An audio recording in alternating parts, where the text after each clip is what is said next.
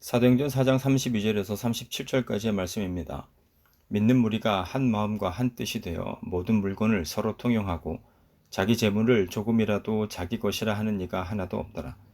사도들이 큰 권능으로 주 예수의 부활을 증언하니 무리가 큰 은혜를 받아 그 중에 가난한 사람이 없으니 이는 밭과 집 있는 자는 팔아 그 판 것의 값을 가져다가 사도들의 발 앞에 두매 그들이 각 사람의 필요를 따라 나누어 줍니다. 구브로에서 난 레위족 사람이 있으니 이름은 요셉이라. 사도들이 일컬어 바나바라 번역하면 위로의 아들이라 하니 그가 밭이 있음에 팔아 그 값을 가지고 사도들의 발 앞에 두니라. 아껴서 모아두는 것을 저축이라고 하는데요. 미래를 위해 현재의 소비를 줄이는 것이 곧 저축이라고 정의해 볼 수도 있을 것 같습니다. 전 세계적으로 볼 때 저축이라는 개념이 처음 등장한 것은 농업혁명과 함께 먹고 남은 것을 비축하면서부터 시작된 것으로 바라보기도 하지만 성경을 통해서 생각해 보면 요셉이 애굽의 총리가 되고 난 뒤 7년 대풍년 이후에 있을 7년 대흉년을 대비하기 위해 7년 대풍년의 기간 동안 먹고 남은 것을 국고성을 지어 비축해 두었던 것으로부터도 그 유래를 생각해 볼 수 있을 것 같습니다. 우리나라에서는 1960년대부터 본격적으로 저축이 장려된 것으로 알려져 있는데요. 이는 당시 가난한 나라였던 한국에서 경제 성장의 밑거름이 되어줄 자본이 절대적으로 필요했기 때문이었습니다. 그래서 1964년 저축의 날이 제정되고 1969년에는 저축 증대에 관한 법률이 제정되는 등 제도적 기틀이 갖춰진 것을 시작으로 지속적으로 저축에 대한 장려가 이루어졌습니다. 그리고 이렇게 해서 비축된 자금이 1970년대와 80년대 우리나라의 고속 경제 성장을 이루는 데 있어서 주요한 역할을 담당하기도 했는데요.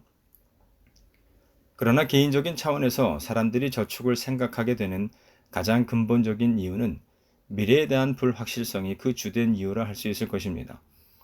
이는 40년이라는 시간 동안 광야에서 유리하며 방황하였던 이스라엘 백성들의 삶을 통해서도 잘 나타나고 있는데요. 고기를 먹고 싶다며 불평하는 이스라엘 백성들에게 하나님께서 메추라기를 내려주실 때 그 백성들이 미친 듯이 메추라기를 거두어 드렸던 것이 그러합니다. 물론 성경에서는 이 모든 것이 백성들의 탐욕 때문이었으며 그것이 곧 하나님을 온전히 신뢰하지 못하였기 때문에 일어난 것임을 말씀하고 있습니다. 하지만 오랜 광야 생활을 하는 가운데 먹을 것을 구한다는 것이 정말로 어렵고 힘든 일임을 경험하여서 알고 있었던 이스라엘 백성들의 입장에서 생각해 본다면 그렇게 이해하지 못할 행동만은 아니겠다는 생각이 들기도 합니다. 그렇다고 당시의 이스라엘 백성들의 행동이 정당함을 말하는 것은 아닙니다. 다만 인간적인 관점에서 바라본다면 불확실해 보이는 미래를 위해서 오늘 무언가 준비를 한다는 것은 분명 현명한 행동으로 여겨지기 때문인데요. 이는 오늘 우리가 살아가는 사회를 생각해 보면 전혀 이상할 것이 없는 합당하고도 마땅한 행동이기 때문입니다. 그래서 요즘은 저축뿐만이 아니라 부동산이나 보험 또는 연금이나 증권 등에 투자하여서 불확실한 미래를 조금이나마 확실하게 만들어 보고자 하는 나름대로의 노력들을 기울여 나가고 있음을 보게 되는데요. 어떤 이들은 돈만 있다면 무엇이든 다 할 수 있다는 생각을 따라 오로지 돈을 버는 데 자신의 인생 전부를 투자하기도 합니다. 그렇다 보니 이러한 사회적 현상과 관련된 많은 범죄 사건들이 연일 우리 사회에서 발생하기도 하는데요. 그렇다 보니 돈에 대한 올바른 견해를 가지느냐 혹은 그렇지 못하느냐에 따라 그 사람이 좋은 사람이 될 수도 있고 나쁜 사람이 될 수도 있으며 행복한 삶을 살 수도 있고 불행한 삶을 살아가게 될 수도 있음을 보게 됩니다. 그런데 여기서 우리가 유의하여야 할 것은 돈 자체가 선한 것도 아니고 악한 것도 아니라는 것이죠. 즉 돈이 사람을 선하게도 만들고 악하게도 만드는 것이 아니라 사람이 어떠한 목적을 가지고 돈을 대하는지가 중요하다는 것입니다. 그렇다면 오늘 그리스도인 된 우리는 과연 돈을 어떻게 다루며 살아가야 하는 것일까요? 마태복음 6장 19절과 20절 말씀을 읽어보도록 하겠습니다. 너희를 위하여 보물을 땅에 쌓아두지 말라. 거기는 좀과 동록이 해하며 도둑이 구멍을 뚫고 도둑질 하느니라. 오직 너희를 위하여 보물을 하늘에 쌓아두라. 거기는 좀이나 동록이 해하지 못하며 도둑이 구멍을 뚫지도 못하고 도둑질도 못하느니라. 이는 우리가 산상수훈의 말씀을 통해 이미 살펴보았던 말씀이기도 한데요. 함께 읽은 말씀을 보면 예수님께서는 보물을 저축할 수 있는 두 곳을 말씀하셨음을 보게 됩니다. 하나는 이 땅이고 다른 하나는 하늘인데요. 예수님께서는 우리가 보물을 저축하여야 할 곳이 땅이 아닌 하늘이어야 함을 말씀하셨습니다. 왜냐하면 보물을 땅에 쌓아두게 되면 좀과 동록이 해하며 도둑을 맞게 될 수 있기 때문이라는 것인데요. 여기서 보물이란 매우 귀한 가치가 있는 물건이라는 의미를 가지고 있습니다. 그런데 이러한 보물에 좀이나 동록이 생긴다는 것은 그 보물이 원래 가지고 있던 가치가 손상되는 것을 의미합니다. 그리고 도둑질을 당한다는 것은 그 보물이라는 것이 하루아침에 사라져 버릴 수도 있고 가치를 상실해 버릴 수도 있음을 의미하는데요. 따라서 19절 말씀은 우리가 아무리 소중하게 생각하며 가치 있게 여기는 보물이라 할지라도 이 세상에서의 그 가치라는 것이 우리가 기대하며 바라는 것처럼 영원히 지속되는 것은 아님을 말씀합니다. 비록 지금은 가장 귀한 것처럼 보일 수는 있겠지만 언젠가는 우리에게 무가치한 것이 될 수도 있다는 것이죠. 또한 내가 그 보물을 영원히 소유할 수 있는 것으로 착각하여서도 안 된다는 뜻인데요. 이에 예수님께서 말씀하시고자 하는 것은 아무리 오랜 시간이나 세월이 흘러도 영원히 변하지도 않고 없어지지도 않는 곳에 우리의 보물을 쌓아두어야 한다는 것입니다. 즉 20절에서 말씀하고 있는 것처럼 하늘에 쌓아두어야 한다는 것인데요. 그렇다면 보물을 하늘에 쌓아둔다는 것이 의미하는 것은 과연 무엇일까요? 주목해서 볼 것은 유대인들은 보물을 하늘에 쌓아두어야 한다는 말씀을 성전에 바치는 것과 가난한 이를 구제하라 하는 말씀으로 이해한다는 사실입니다. 즉 제물로 하나님의 성전을 섬기고 가난한 자를 구제하는 것이 보물을 하늘에 쌓아두며 살아가는 자의 삶으로 바라보고 있다는 것인데요.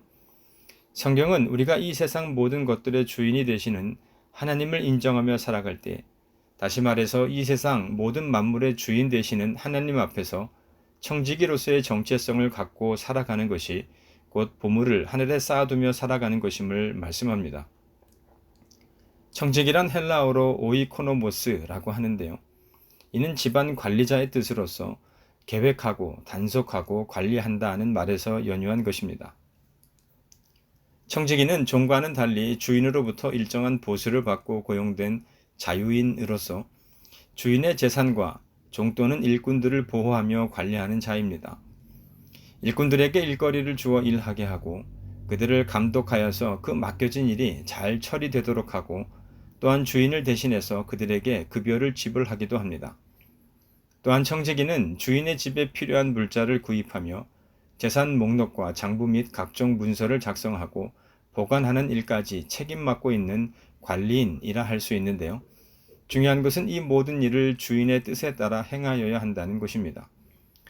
따라서 하나님 앞에서 청지기로서의 정체성을 갖고 살아간다라는 것은 나에게 속한 재물일지라도 하나님께서 나에게 잠시 맡겨주신 것이라는 믿음과 함께 하나님의 뜻대로 사용하고자 하는 삶을 살아가는 것을 의미하는데요.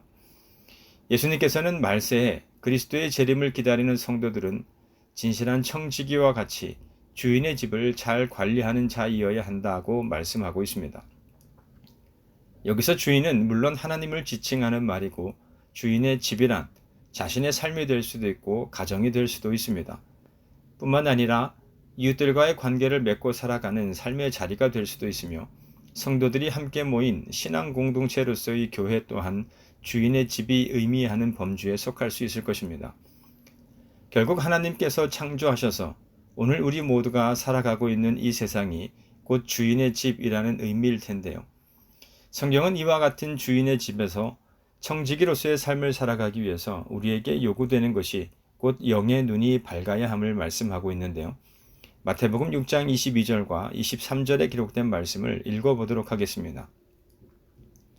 눈은 몸의 등불이니 그러므로 내 눈이 성하면 온 몸이 밝을 것이요 눈이 나쁘면 온 몸이 어두울 것이니 그러므로 내게 있는 빛이 어두우면 그 어둠이 얼마나 더 하겠느냐. 여기서 눈은 몸의 등불이다 라는 말씀은 눈이 마음의 등불이라는 뜻인데요. 눈이 잘 보이지 않으면 일상생활에서 불편함을 겪을 수밖에 없고 눈이 밝아야 제대로 된 일상을 살아갈 수 있듯이 사람에게 있어서 영적인 눈에 해당되는 마음이 밝아야 영적인 측면에서나 신앙적인 측면에서 올바른 삶을 살아갈 수 있다는 뜻입니다. 그렇다고 해서 육신의 눈보다 영적인 눈으로서의 마음을 더 중요하게 바라보는 것은 아닙니다. 오히려 서로의 깊은 연관성을 강조하고 있음을 알 수 있는데요. 만약 육체의 눈이 세상적인 것들에 심취하게 된다면 그 마음 역시 타락의 늪으로 빠져들 수밖에 없기 때문입니다. 이는 반대의 경우라도 마찬가지일 것입니다. 사람의 마음이 향하는 곳으로 육체의 눈이 따라갈 수밖에 없다는 의미인데요. 탐욕에 사로잡히지 않고 자족과 감사, 구제와 선행으로 사는 사람은 하나님을 기쁘시게 하고 이웃을 위로하며 자신은 행복하고 즐거운 삶을 살게 될 수 있음을 교훈하는 말씀입니다.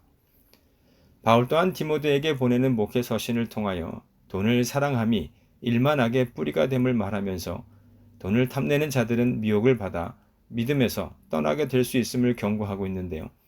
그러나 보물을 하늘에 쌓아두는 삶을 살아가는 자들, 다시 말해서 선한 청지기로서의 삶을 살아가는 자들은 돈이 우리들의 삶에 필요하다는 사실을 인정하면서도 돈이 아닌 하나님을 더 사랑합니다.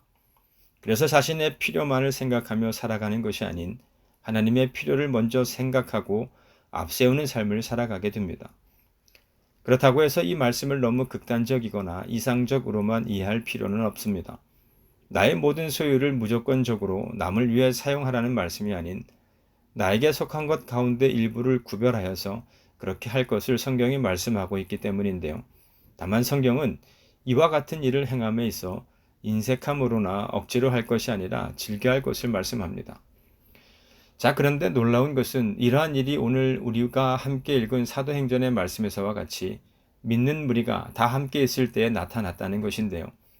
32절에 기록된 것처럼 믿는 무리가 한 마음과 한 뜻이 되어 모든 물건을 서로 통용하고 자기 재물을 조금이라도 자기 것이라 하는 이가 하나도 없었음을 성경은 말씀하고 있습니다. 즉 성도들이 공동체의 삶을 위해 자신들의 재산을 내놓았다는 것인데요. 특별히 그것을 팔아 가난한 성도들의 먹을 것을 공급하기 위해 교회에 바쳤다는 것입니다. 주목해서 보아야 할 것은 이처럼 자신의 재산을 파는 행위가 한순간 유행처럼 번졌다가 사그라진 것이 아닌 교회에 궁핍한 자들이 생길 때마다 계속되었다는 것인데요. 그래서 나타난 결과가 그 함께 모인 믿는 무리 가운데 가난한 사람이 없었다는 34절 말씀입니다. 감리교를 창시한 요한 웨슬리 목사님은 지갑이 거듭나야 진짜 거듭난 것이라고 말했는데요. 앞서 말씀드린 것과 같은 현상이 믿음의 공동체로서의 교회에 그 필요에 따라 지속적으로 나타났다는 것은 초대교회가 진정 성령이 충만한 교회였음을 나타내주는 증거라 할 수 있을 것입니다. 그런데 이와 같은 초대교회에서 있었던 현상을 보면서 유의하여야 할 것은 이때 재산이 있는 사람들이 자신의 소유를 팔아 사도들의 발 앞에 두었다는 말씀에만 집중하여서 이때 부자들이 참 많은 은혜를 많이 받았구나 라고만 생각해서는 안 된다는 것입니다. 가난한 자들도 함께 은혜를 받았음을 바라보아야 한다는 것인데요. 모든 물건을 서로 통용하였다는 말씀이 그러하고 각 사람의 필요를 따라 나누어 주었다는 말씀을 통해서도 짐작해 볼 수 있습니다. 즉 부자나 가난한 사람이나 모든 물건을 함께 사용함에 있어서 부딪힘이나 다툼이 없었다는 것이죠. 서로가 서로를 배려하였다는 것인데요. 우리나라가 한국전쟁을 겪을 때를 생각해 보면 어떠한가요?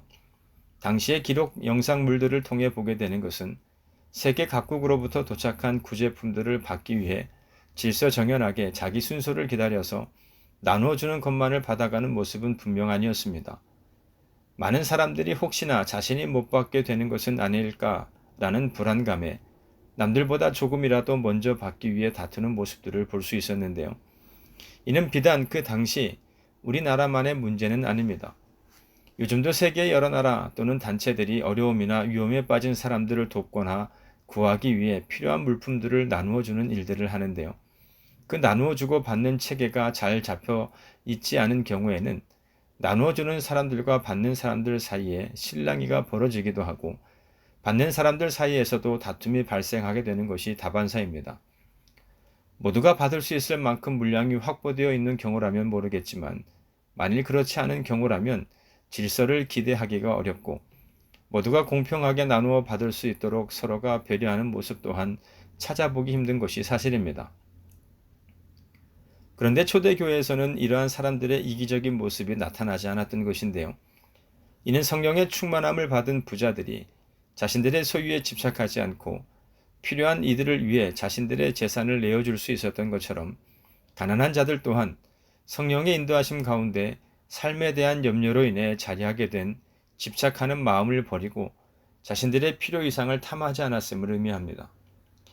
만일 이때에 교회 공동체에 속한 이들이 복음을 전함받았다 할지라도 여전히 불확실한 미래를 살아가고 있던 자들이라면 삶에 대한 그들의 염려가 필요 이상의 것을 취하도록 그들을 유혹하여서 서로의 탐욕이 부딪히고 대립하는 이기적인 삶의 모습들이 펼쳐졌을 텐데요.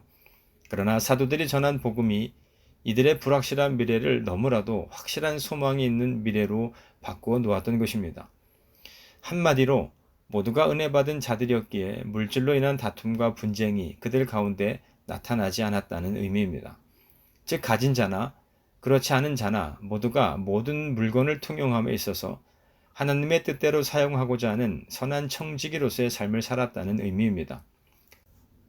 그래서인지 오늘날 가장 이상적인 교회의 모델을 이야기할 때 우리는 오늘 본문 말씀에서와 같은 현상이 나타났던 초대교회를 모델로 삼는 경우가 많습니다. 그만큼 당시 초대교회에서 일어났던 일들이 너무나도 특별하였으며 인상적이었기 때문인 것인데요. 중요한 것은 오늘 본문 말씀을 너무 물질적인 측면에서만 바라보면 자칫 본문이 말씀하고자 하는 것을 놓치게 될 수 있다는 것입니다. 사실 어떤 이들은 이 말씀을 근거로 성도들이 개인 재산을 축적하는 것이 옳지 못하며 공산주의처럼 모든 소유를 똑같이 나누어야 한다고 주장하기도 합니다. 또 어떤 사람들은 교회에 많은 헌금을 내는 것을 정당화하기 위해 이 본문 말씀을 이용하기도 합니다. 특히 이단이나 사이비들이 이 말씀을 가지고 사람들을 미혹하며 자신들의 행위를 옹호하는 데 악용하기도 했는데요. 그러나 오늘 본문 말씀이 말하고자 하는 것은 지난 사도행전 2장 43절 이하의 말씀을 본문으로 전해드렸던 것처럼 초대교회 성도들이 단지 서로의 물건을 서로 통용하였다는 사실보다도 성령 하나님께서 예수 그리스도의 복음을 전함받고 믿는 무리가 된 성도들을 어떻게 변화시키셨는지 그리고 그렇게 하신 이유가 무엇인지에 초점을 맞추고 있다는 사실입니다. 먼저는 우리가 이전 말씀을 통해 살펴보았던 것처럼 성도들이 성령으로 말미암아 복음을 전함에 있어서 담대함을 갖게 되었다는 사실입니다. 복음을 전한다는 것이 얼마나 소중한 사명인지를 깨닫게 되었다는 것이고 우리는 보고 들은 것을 말하지 아니할 수 없다라고 사내들인 공의회에서 담대히 말하였던 베드로와 요한처럼 그것을 전함에 있어 어떤 위험도 감수할 마음을 성령으로 말미암아 갖게 되었다는 뜻입니다. 또한 성령이 초대교회 성도들 가운데 나타나게 한 변화는 초대교회 성도들이 서로에게 관심을 갖고 서로를 돌볼 줄 아는 믿음의 공동체의 삶을 살아가도록 하셨다는 것인데요. 32절에 기록된 말씀을 보면 성령께서는 믿는 무리가 한 마음과 한 뜻이 되게 하심으로 믿음의 공동체의 삶을 살아가도록 하셨다는 사실입니다. 여기서 한 마음과 한 뜻이 되게 하셨다는 것은 성령 충만함을 받은 믿는 무리가 이제 그리스도 안에서 한 몸을 이루었음을 깨닫게 하셨다는 의미인데요. 한 몸이기 때문에 어느 지체가 아프면 전체가 아픔을 느끼고 그 아픈 것을 돌보고 치료하는 것이 마땅한 것처럼 공동체 내에 속한 이들을 대함에 있어서 그러해야 함을 말하고 있는 것입니다. 즉 사도행전 6장에 기록된 말씀을 보면 당시 초대교회 공동체 안에는 하루의 끼니를 걱정해야 할 만큼 어려운 사람들이 많이 있었는데 특별히 고아와 가부들의 삶이 그러했음을 짐작해 보게 됩니다. 이에 성령께서는 모두가 그리스도 안에서 한 몸을 이루었다는 공동체 의식과 함께 공동체 내에서 자칫 소외될 수 있는 이들의 필요를 돌아보게 만드셨고 그 필요를 따라 서로의 부족한 부분들을 채워나가도록 하셨던 것이며 이처럼 한 몸을 이룬 공동체로서 서로를 돌아보며 배려하고 사랑하는 것이 바로 교회의 참된 모습이어야 함을 알게 하여 주신 것입니다. 아울러 성령께서는 세상 땅끝까지 이르러 예수 그리스도의 증인된 삶을 살아가야 하는 우리의 사명의 시작이 그리스도 안에서 한 몸을 이룬 신앙 공동체로서의 교회 안에서부터 먼저 시작되어야 함을 말씀하고 있습니다. 세상 가운데 선포되고 증거되어야 할 하나님의 은혜와 사랑이 교회 안에서 먼저 나타나고 증거되며 실천되어져야 한다는 것인데요. 이와 관련하여서 갈라디아서 6장 10절은 다음과 같이 말씀합니다.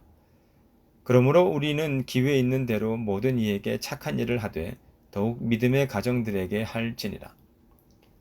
그리고 마지막으로 성령께서는 오늘 본문 말씀을 통해 그리스도인 된 우리가 왜 이와 같은 삶을 살아가야 하는지에 대해서 말씀하고 있는데요. 하나님만이 우리가 믿고 의지하여야 할 오직 한 분이 되시기 때문이며 하나님과 하나님의 말씀에 대한 믿음, 그리고 그 믿음을 따라 실천적인 삶을 살아가는 것이 무엇보다 중요하기 때문임을 말씀합니다. 왜냐하면 하나님을 향한 믿음이 전제되지 않은 채 하늘의 보험을 쌓는다는 것은 하나님과는 상관없는 단지 인간적인 열심에 지나지 않기 때문입니다. 그래서 성경은 그리스도인 된 우리가 과연 누구를 주인으로 섬겨야 하는지에 대한 보다 근본적인 선택의 문제를 제시하고 있는데요. 이는 우리의 마음이 단순해야 하고 또한 목적이 분명해야 함을 가리키고 있습니다. 누가복음 12장에 기록된 말씀을 보면 재산 분배 문제로 형제가 싸우다가 예수님께 와서 공평한 분배를 부탁하고 있는 장면을 볼 수 있는데요. 당시 상속에 대한 규례는 율법에 명시되어 있었는데 만일 법규에 따라 분배가 정당하게 이루어지지 않으면 랍비에게 소송을 제기할 수 있었습니다. 따라서 이 사람이 지금 예수님을 찾은 것은 재산 분배 문제를 해결하기 위해서였던 것인데요. 이 사람이 왜 정당한 몫의 유산을 받지 못하였는지 그 이유는 알 수 없지만 분명한 사실은 이 사람이 예수님을 율법 선생으로 오해하고 있었다는 점입니다. 그러자 예수님께서는 그 사람을 향하여 이 사람아, 누가 나를 너희의 재판장이나 물건 나누는 자로 세웠는지를 물으셨는데요. 이는 예수님께서 윤리적이고 사회적인 문제에 대해서 관심이 없음을 의미하는 것도 아니고 그 문제를 해결하여 주실 권위나 능력이 없음을 의미하는 것도 아닙니다. 다만 예수님께서 이 세상에 오신 이유와 목적이 무엇인지를 이 사람에게 명확하게 말씀하여 주시기 위해서였음을 생각해 볼 수 있는데요. 그래서 이어지는 말씀에서 예수님은 다음과 같이 말씀하셨습니다. 누가복음 12장 15절 말씀입니다. 그들에게 이르시되 삼가 모든 탐심을 물리치라. 사람의 생명이 그 소유에 넉넉한 데 있지 아니하니라 하시고. 함께 읽은 말씀에서 중요하게 바라보아야 할 단어가 바로 생명인데요. 이는 육신의 생명을 의미하는 것이 아닌 하나님의 생명, 곧 영생을 의미하고 있습니다. 따라서 탐심이라는 것은 사람의 인생의 목표를 진리가 아닌 것에 두게 하여 결국에는 멸망으로 이끌게 할 뿐임을 말씀하여 주신 것인데요. 예수님께서는 이 말씀을 통해 당신에게 나아오는 자들이 정말로 예수님께 구하여야 할 것이 과연 무엇이어야 하는지를 말씀해 주시고 있습니다. 세상에 속한 헛된 것을 예수님께 구하는 어리석은 자가 되어서는 안 된다는 것인데요. 여러분, 오늘 우리가 잊지 말아야 할 것은 예수님께서 이 땅에 오신 것은 바로 참 생명을 전하여 주기 위해서 오셨다는 것이고 그것을 위해 십자가 죽으시고 부활하셨다는 사실입니다. 따라서 예수님을 따르는 그리스도인 된 우리가 마땅히 행하여야 할 것은 바로 예수 그리스도 안에 있는 생명을 세상에 전해주는 일입니다. 그래서 우리가 다른 무엇보다도 가장 우선시하여야 하는 것은 예수 그리스도로 말미암은 생명을 세상에 전하는 것임을 늘 기억하시기를 바랍니다. 우리의 명예가, 우리의 권력이, 그리고 우리가 가진 소유가 이러한 생명을 전하는 일에 걸림돌이 되어서는 안 될 것입니다. 바라기는 이와 같은 일을 행함에 있어 한 마음과 한 뜻이 되어서 날마다의 삶 가운데 하늘에 우리의 보물을 쌓아두는 삶을 더욱 살아가시는 함께한 우리 모두가 되시기를 주님의 이름으로 축원합니다.